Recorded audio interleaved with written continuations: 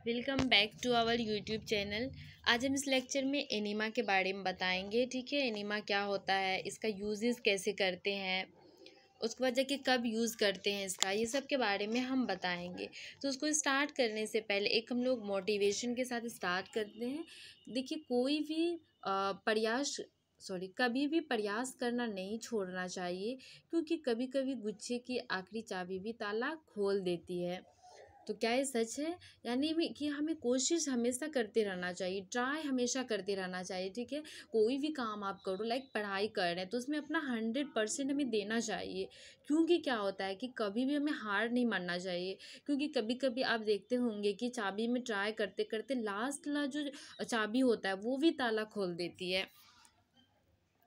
ठीक है, तो अब हम स्टार्ट करते हैं एनीमा के बारे में। एनीमा क्या होता है? तो देखिए, फर्स्ट ऑफ ऑल कि एनिमा जो होता है वो an injection of a liquid through anus to stimulate evacuation, some time used for diagnostic purpose. मतलब कि जिसको बहुत ज़्यादा कॉन्स्टिपेशन होता है, कितना भी घरेलू उपाय वगैरह करता है, स्टूल सॉफ्टनर देने के बाद भी अगर कब्जियत दूर ना हो, कब्जियत ख़त्म ना हो, देन हम एनिमा का यूज़ करते हैं। एनिमा का यूज़ करने का एक तरीका होता है कि लाइक आपको यहाँ पे दिख रहा होगा, ये एनिमा है। तो मोस्टली जो एनिमा यूज़ होता है वो इस टाइप का एनिमा यूज़ होता है कि इसको एनस के थ्रू लगा दिया जाता है, कुछ देर रहता है वहाँ पे। ठीक है, देन स्टूल सॉफ्टनर का फीलिंग आता है पेशेंट को, एंड जा कर के वो स्टूल एक्सपेल करता है। तो enema instillation of solution into rectum and large intestine. ये क्या होता है कि इंस्टिलेशन ऑफ सॉल्यूशन, जो सॉल्यूशन होता है एनिमा होता है उसको एनस के थ्रू डालते हैं।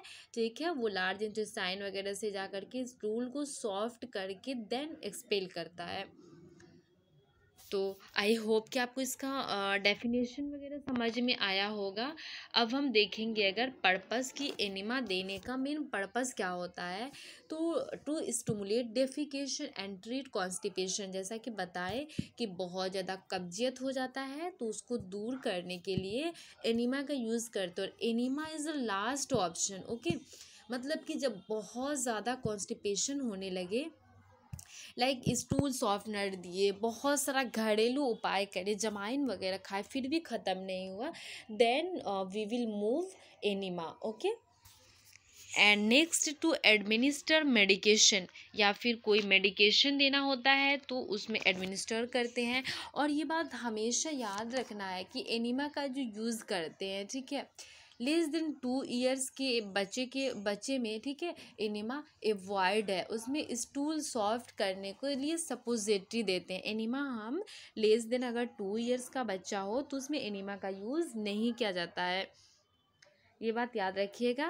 And to destroy intestine parasite, और ये पैरासाइट को भी, और जो इंटेस्टाइन में पैरासाइट वगैरह होते हैं, माइक्रो ऑर्गेनिज्म होते हैं, उसको डिस्ट्रॉय करने का भी काम करता है। और अगर रिलीफ गैसियस डिस्टेंशन, गैस की वजह से बहुत ज़्यादा एकदम लगता है कि डिस्टेंड हो जाएगा हमारा स्टमक। जब गैस बनता है, गैस क्यों बनता है? क्योंकि बहुत दिन से अगर आपको स्टूल पास आउट नहीं हुआ है तो बहुत ज़्यादा अनरिलीफ फील करेंगे, और मतलब बहुत ज़्यादा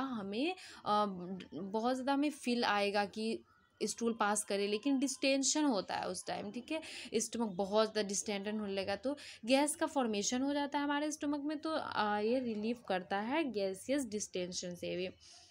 administer fluid and electrolyte imbalance. Okay, तो मेन पर्पस इसका है कि स्टूल सॉफ्ट करने के लिए एनिमा का यूज़ करते हैं। अब अगर हम बात करें टाइप्स ऑफ एनिमा के बारे में कि एनिमा का टाइप्स क्या क्या होगा, तो first evacuate enema and retained enema होता है। तो इवैक्यूएट एनीमा का मतलब होता है कि इसको हम जैसे वहाँ पे बताए थे कि इसको डाल करके कुछ टाइम बाद निकाल के हम इवैल्यूएशन करते हैं, देखते हैं, ठीक है, कि स्टूल पास आउट हुआ या नहीं हुआ। जबकि रिटेन्ड एनीमा जो होता है ये पेशेंट के अंदर ही रह जाता है, ठीक है, इसको बाहर नहीं निकाला जाता है रिटेन्ड एनीमा को।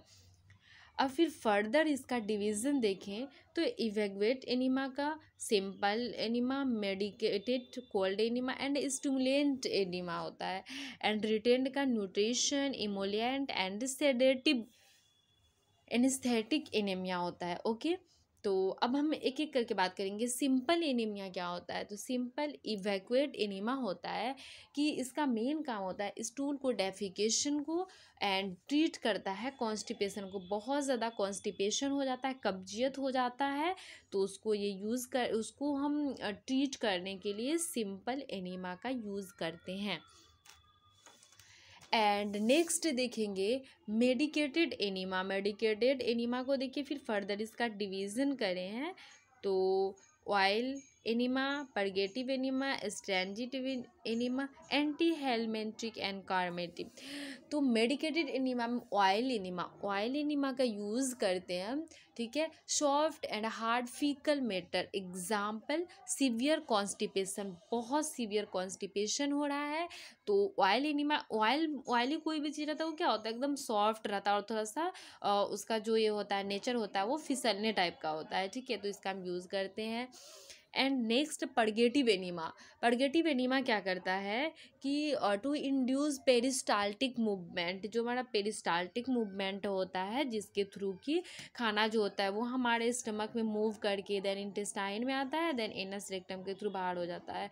तो कॉन्स्टिपेशन की कंडीशन में क्या होता है कि जो पेरिस्टाल्टिक मूवमेंट होता है वो रिड्यूस हो जाता है, ठीक है, वो कम हो जाता है जिसके कारण कि कॉन्स्टिपेशन होता है। तो हम अगर ये परगेटिव एनीमा का यूज़ कर रहे हैं तो ये पेरिस्टाल्टिक मूवमेंट को ज़्यादा करेगा और ताकि अच्छे से स्टूल पास आउट हो पाए। तो पी से परगेटिव, पी से पेरिस्टाल्टिक, ये बहुत ही इंपॉर्टेंट है, कॉम्पिटिटिव एग्जाम्स में पूछे जाते हैं। And stringent enema. Stringent enema क्या होता है कि इसका मेन पर्पस होता है इन्फ्लामेशन को रिड्यूस करना, और अगर ब्लीडिंग हो रहा है या फिर म्यूकस डिस्चार्ज हो रहा है कोलोन से तो उससे ये रिलीफ करता है। एंड एंटी हेलमेंटिक एनीमा क्या होता है, इसका पर्पस मेन होता है कि जो हमारे हेलमिंथ वगैरह होते हैं स्टमक वगैरह में तो उसको ये क्लीन करने का काम करता है, वॉश आउट करने का काम करता है। And कार्मेटिव enema, okay. तो कार्मेटिव एनीमा क्या होता है ये आपको पता ही होगा कि मतलब सबका नॉर्मली काम होता है कि स्टमक को क्लीन करना, वॉश आउट करके अच्छे से स्टूल पास आउट करना, फिर न्यूट्रिएंट्स एंड इमोलिएंट ये सब का भी काम वही है मेनली, ठीक है। देन अब हम बात करेंगे अमाउंट के बारे में, ठीक है। इवाकुएट, ये इसका सारा जो बताए हैं हम उसका एक समरी है कि अमाउंट कितना होना चाहिए, टेम्परेचर, अडल्ट वगैरह का, इवाकुएट एनीमा का एंड रिटेंट एनीमा का, उसके बारे में बात करेंगे। तो देखिए अमाउंट की बात करिए, बहुत ही इम्पॉर्टेंट है, ठीक है। अमाउंट की बात करें अगर हम तो अडल्ट में इवाकुएट एनीमा का अमाउंट होता है 500 to 1000 ml, एंड चाइल्ड में होता है 250 से 500 ml, इन्फेंट में होता है अप टू 250 ml, और retained enema 100 to 150 ml, and child में होता है 50 to 100 ml, इन्फेंट में होता है अप टू 50 ml, ओके। तो अगर पूछा जाए कि अडल्ट में इवाकुएट एनीमा का अमाउंट कितना होता है तो 500 से 1000, एंड चाइल्ड में 250 से 500, इन्फेंट में अप टू 250 ml, और रिटेंड में भी डिफरेंट होता है। अब हम बात करें टेम्परेचर के बारे में, तो टेम्परेचर अडल्ट में होना चाहिए इवाकुएट एनीमा का temperature 105 to 110 degree Fahrenheit, child में 100 डिग्री फ़ारेनहाइट एंड इन्फेंट में 100 डिग्री फ़ारेनहाइट होना चाहिए एट बॉडी टेम्परेचर, और इसमें भी सेम होता है, ठीक है। और अब हम बात करेंगे ट्यूब साइज़, ठीक है। अडल्ट में होता है 22 फ्रेंच का, चाइल्ड में 14 to 18 फ्रेंच, एंड इन्फेंट में 12 फ्रेंच होता है, और ये दोनों में सेम होता है। और मोस्ट इम्पॉर्टेंट की पोजीशन, किस पोजीशन का यूज़ करेंगे वहाँ पे, तो लेफ़्ट लेटरल और लेफ़्ट सिम्स पोजीशन का यूज़ करते हैं एनीमा देते टाइम, ताकि अच्छे से इंसर्ट कर पाए एनीमा। अब इंसर्ट ट्यूब अडल्ट है तो उसमें 2 से 3 इंच हम इंसर्ट करेंगे एनीमा, चाइल्ड इन्फेंट में 1 to 1.5 इंच इंसर्ट करते हैं। एंड नेक्स्ट वेट, ठीक है, हाइट, मतलब कि एनिमा जो होता है, ठीक है, उसको हम 18 इंच और 45 सेंटीमीटर पे उसको एनिमा कैन ट्यूब को लटकाया जाता है ताकि एनस से होल्ड किया जाता है, और 18 इंच और 45 सेंटीमीटर पे, ताकि स्टूल सॉफ्ट करके विद इन 5 मिनट में वो एक्सपेल कर दे। ओके। और यही अगर देखिए रिटेंड एनिमा में तो 20 सेंटीमीटर एंड 18 इंच होता है टाइम, ठीक है। अडल्ट में होता है 5 to 10 मिनट में एक्सपेल ऑयल एनिमा, मतलब कि 5 to 10 ml में ये रिजल्ट दे देता है, एंड 2 to 3 आवर्स में देता है रिटेंड एनिमा। तो सबसे ज़्यादा मतलब है कि इवाकुएट एनिमा होता है कि ये 5 to 10 ml में हमें रिजल्ट दे देता है, ठीक है, उसका यूज़ करते हैं ज़्यादातर। तो आई होप कि आपको समझ आया होगा एनिमा के बारे में। अगर आपको कोई भी डाउट है related to this topic and now, आप मैसेज कर सकते हो। एक बार समराइज़ करा देते हैं कि एनिमा के बारे में बताए थे। एनिमा होता है कि बहुत ज़्यादा कब्जियत होने लगता है तो एनस के थ्रू हम एनिमा का यूज़ करके, ठीक है, ताकि ब्लड को सॉरी ताकि वो स्टूल को सॉफ्ट करके एक्सपेल आउट करे। एंड पर्पस एनिमा का बताए थे कि मेन पर्पस होता है कि स्टूल को सॉफ्ट करना, या फिर गैस हो जाए उसको सॉफ्ट करता है। टाइप से बताए थे evacuate enema and detained enema, इसका फर्दर डिवीज़न है, अमाउंट वगैरह बताए थे। Okay, thank you.